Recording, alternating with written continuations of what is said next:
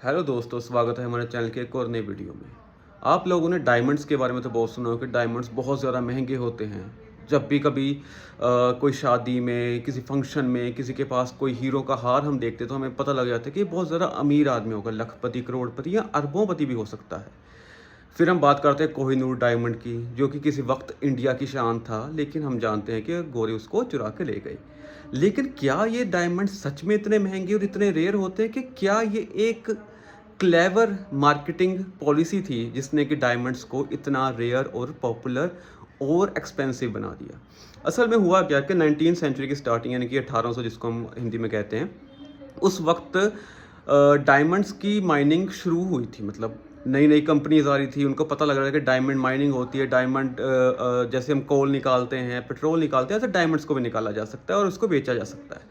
तो ये जब सब हो रहा था तो डिबियर्स कंपनी के जो मालिक थे, तो उन्होंने ये चीज़ देखी कि अगर इतने सारे लोग डायमंड्स निकालेंगे तो उससे क्या होगा कि डायमंड की जो सप्लाई है वो बढ़ जाएगी।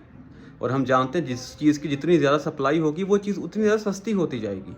तो उन्होंने क्या फ़ैसला किया कि उन्होंने डायमंड्स को जो है ज़्यादातर माइंस को खुद खरीदा, डायमंड्स की सप्लाई पे खुद कंट्रोल किया, अपनी मोनोपोली बना ली। मोनोपोली का मतलब है कि उनकी एक तरह से उसके ऊपर वो उसके चौधरी बन गए, उसके मालिक बन गए कि हम जितने डायमंड आपको देंगे, आपको उतने ही आप खरीद सकते हो और उतने ही आप आगे मार्केट में बेच सकते हो। इससे क्या हुआ कि जो डायमंड अगर आप कोई बंदा खरीदने जाता था तो उसको आगे से कहा जाता है कि डायमंड तो बहुत मुश्किल से मिलता है और बहुत महंगा मिलता है। तो इससे क्या हुआ कि डायमंड की वर्ल्ड वाइड जो है वो डिमांड तो बढ़ गई, पर सप्लाई उन्होंने डीबीयर्स ने कंट्रोल करके रखी। इसके बाद क्या हुआ कि जब सप्लाई उनके कंट्रोल में थी तो उन्होंने एक और नया मार्केटिंग जो हम कह सकते हैं स्ट्रेटजी स्टार्ट की कि the diamond is forever, या the diamond is the best friend for women. तो उन्होंने ये चीज़ लोगों के दिमाग में बिठा दिया अपनी एडवर्टीजमेंट्स के थ्रू कि जो अगर आपने किसी भी वुमेन को इम्प्रेस करना है या आपने कोई भी रीति रिवाज करना है, खासकर जो वेस्टर्न कल्चर है, तो आपको एक डायमंड की रिंग चाहिए। उसके बिना आपका वो जो रिचुअल है, आपकी वो जो सेरेमनी है, आपकी वो जो इमोशन है वो अधूरी है।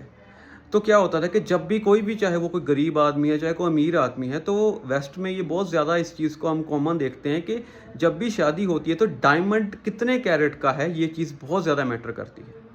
कई बार इस चीज़ की लड़ाई भी हो जाती है कपल्स में कि तुमने मुझे कम कैरेट का डायमंड या छोटा डायमंड लेके दिया। तो अब ये डायमंड की सप्लाई को कंट्रोल कैसे किया जाता है?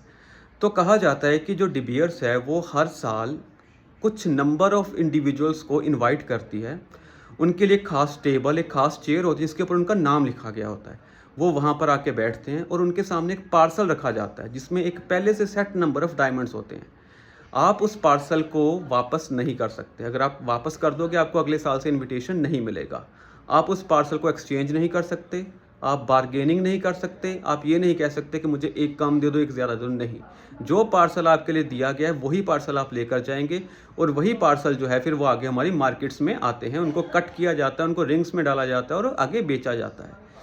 इसके कारण क्या हुआ कि इसके कारण जो डायमंड की प्राइसेस हैं वो पिछले 100-200 सालों से ऐसे ही ऊंची रही हैं। उसके बाद आर्टिफिशियल डायमंड्स आए, लेकिन आर्टिफिशियल डायमंड्स को ऐसे दुत्कार दिया गया, उनको उनका नाम के आगे आर्टिफिशियल लगा दिया गया, जबकि उनके अंदर भी डायमंड्स जैसी खूबियां हैं, लेकिन वो सस्ते होने के कारण उनको आर्टिफिशियल बोल दिया गया ताकि रियल डायमंड के ऊपर की प्राइसेस के ऊपर इसका कोई असर ना पड़े। हाँ, ये है कि रशिया भी अब डायमंड माइनिंग करता है, उसके कारण डी बियर्स का जो कंट्रोल है वो थोड़ा-सा कम हुआ है, लेकिन डायमंड के रेट्स में कोई ज़्यादा फ़र्क नहीं आया है। तो ऐसी वीडियोस, ऐसी ही जानकारी के लिए हमारे चैनल को सब्सक्राइब करें और वीडियो को लाइक भी ज़रूर करें।